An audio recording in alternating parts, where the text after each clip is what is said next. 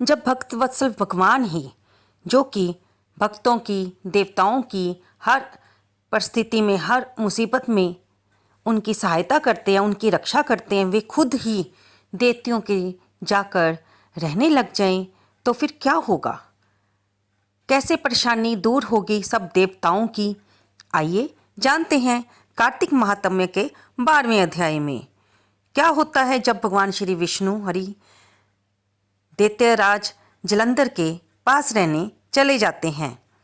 तो दोस्तों, स्वागत है आपका अपने ही यूट्यूब चैनल कलयुग के चमत्कार संतों की वाणी में।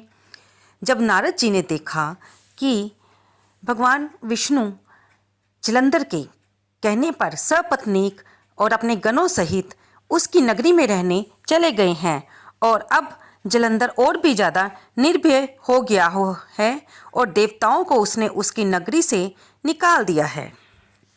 अब दैत्यराज जलंधर और भी ज़्यादा निर्भीक हो गया है और उसने देवताओं को उनकी नगरी से निकाल दिया है और खुद उसमें वास करने लग पड़ा है और सभी देवता डर के मारे कंदराओं गुफाओं में छिपे हुए हैं।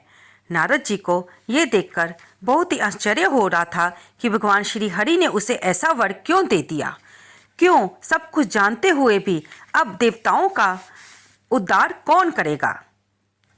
आइए जानते हैं अब 12वें अध्याय में नारद जी क्या कह रहे हैं। नारद जी बोले, जलंधर नगर में पहुंचने पर भुवनपति राजा ने मेरा विधि पूर्वक पूजन किया। जैसा कि दोस्तों हमने 11वें अध्याय में बताया कि नारद जी बताते हैं कि वे भी एक बार घूमते हुए जलंधर के पास भगवान श्री विष्णु हरि को मिलने गए, उनके दर्शन करने गए। तो नारद जी का वहां पहुंचने पर स्वागत हुआ और दैत्यराज जलंधर ने हंसकर कहा, हे ब्राह्मण, आप कहाँ से आए हो? क्या कहीं कुछ देखा है या नहीं देखा? कृपया किस लिए आए हो बताइए, मुझे आज्ञा दीजिए। दोस्तों, भगवान श्री महामुनि नारद जी देवताओं के ऐसे सहायक हैं कि जब भी देवताओं पर विपदा आती है वे भगवान श्री हरि के पास जाके, जब भगवान शंकर के पास जाके देवताओं का, भक्तों का कल्याण करने के लिए एक सहायक के रूप में हर बार उभरते हैं। इस बार भी नारद जी देवताओं का उद्धार करने के लिए लीलाओं की श्री हरि की इच्छा से वहाँ जाते हैं। तब नारद जी बोलते हैं, हे दैत्यराज, एक समय मैं कैलाश पर्वत पर गया, वहाँ शिवजी को पार्वती के साथ बैठे हुए देखा। नारद जी बोले, हे दैत्यराज, एक समय मैं कैलाश पर्वत पर गया, वहाँ शिवजी को पार्वती के साथ बैठे हुए देखा। कैलाश पर्वत 10,000 योजन चौड़ा है। इसमें कल्प वृक्ष के संगन वन है, सैकड़ों कामधेनु गायें हैं और चिंतामणियों का प्रकाश हो रहा है। उसे देखकर मैंने सोचा कि त्रिलोकी में इसके समान कोई रिद्धि कहीं भी नहीं है। परंतु दैत्येंद्र, उसी समय मुझे तुम्हारी संपत्ति का ध्यान आया, सो मैं आपके यहाँ आया हूँ। अब मैंने आपकी संपत्ति को देखा तो स्त्री रत्न के बिना तुम्हारी संपत्ति को देखकर विचार करता हूँ कि शिव के समान त्रिलोक्य में कोई सुखी नहीं है। भले ही नाग कन्या और अप्सराएं आपके घर में हैं, पर वे पार्वती के समान सुंदर नहीं हैं। उन विश्व सुंदरी पार्वती की उपमा किसी के साथ भी नहीं की जा सकती। मछली का रूप धारण कर जिस पार्वती ने कामदेव के शत्रु महादेव जी को सुंदरता रूपी वन में अपनी लीला से भ्रमण कराया, और पार्वती के समरूप ब्रह्मा ने भी दूसरी रचना करनी चाहिए परंतु ना कर सके। इसमें उस स्त्री रत्न को भोगने वाले महादेव जी का वैभव सर्वश्रेष्ठ है, उनके सामने तुम्हारा वैभव कम है। यह कहकर उससे आज्ञा लेकर मैं चल दिया। दोस्तों, जहाँ पर हम आपको बताएं कि ये नारद जी जलंधर को मारने के लिए भगवती माँ की शरण ले रहे थे और उन्हीं की आज्ञा से ये सारी लीला हो रही थी, क्योंकि जब जब दैत्यों ने अपना पराक्रम दिखाया और देवताओं को तंग किया, और जब भगवान श्री विष्णु हरि और भगवान शंकर भी किसी न किसी कारण से मजबूर हो गए, ज़्यादातर दैत्य ये वर मांगते थे कि उन्हें स्त्री के सिवाय कोई ना मार सके, और क्योंकि वे स्त्री को बहुत कमज़ोर समझते थे, लेकिन उन्हें यह नहीं पता था कि स्त्री ही भक्ति का बड़ा रूप है, और जब भक्ति में शक्ति मिल जाती है तो वो माँ दुर्गा का रूप धारण कर लेती है। ये सारी लीलाएं माँ दुर्गा की इच्छा से हो रही थी, क्योंकि जलंधर को तो मरना ही था, चाहे वो किसी के हाथ से भी मरे, उसकी तो जीवन लीला समाप्त होनी ही थी, और उसका कारण सिद्ध करने के लिए नारद ऋषि जी इस लीला का भाग बन रहे हैं। जब दैत्यराज ने माँ पार्वती के रूप के बारे में सुना तो वह विष्णु की माया से मोहित होकर उसने माँ पार्वती को पाने के लिए सिंहिका के पुत्र राहु को महादेव जी के पास दूत बनाकर भेजा। राहु अपनी कालश फैलाता हुआ यानी कि चंद्रमा को भी अपने काले रंग से रंग कर कृष्ण पक्ष सा करता हुआ कैलाश चला गया। नंदीश्वर से निवेदन करके वह महादेव जी के पास गया और कहने लगा, हे वृषभध्वज, त्रिलोकी के स्वामी रत्नेश्वर जलंधर की आज्ञा सुनो। तुम शमशान में रहने वाले, मुंडमाला पहनने वाले दिगंबर वेश को हिमालय की पुत्री नहीं प्राप्त होनी चाहिए। मैं रत्नों का स्वामी हूँ और पार्वती भी एक स्त्री रत्न है, इसलिए वह मेरे योग्य है, तुम्हारे योग्य नहीं है।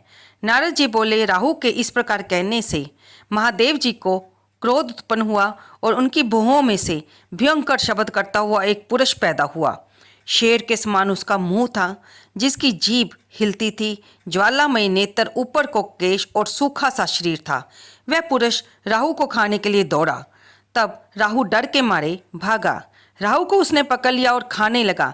तब शिवजी ने उससे मना कर दिया कि किसी दूत को मारना नहीं चाहिए, ये नियम होता है और ये तो पराधीन है।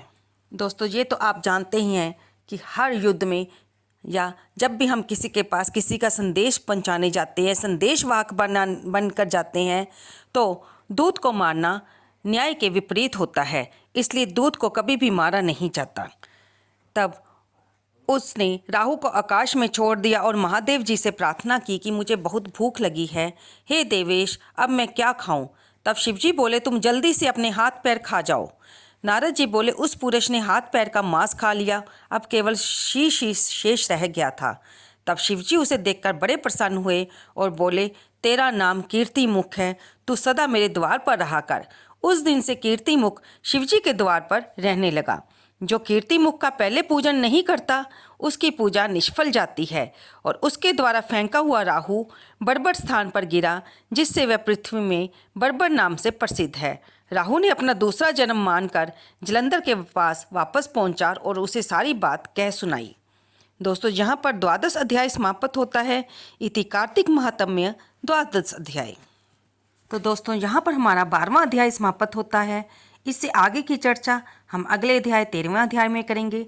अगर अभी तक आपने पिछले अध्याय नहीं सुने हैं तो हमारे चैनल को सब्सक्राइब करके पिछले अध्याय भी सुन लें, ताकि आप इस कथा पर लगातार बने रहें और कार्तिक मास में इस पवित्र कथा को सुनते हुए आप भी पुण्य के भागी बने। और हमारी वीडियो को लाइक करें, अपने दोस्तों के साथ शेयर करें।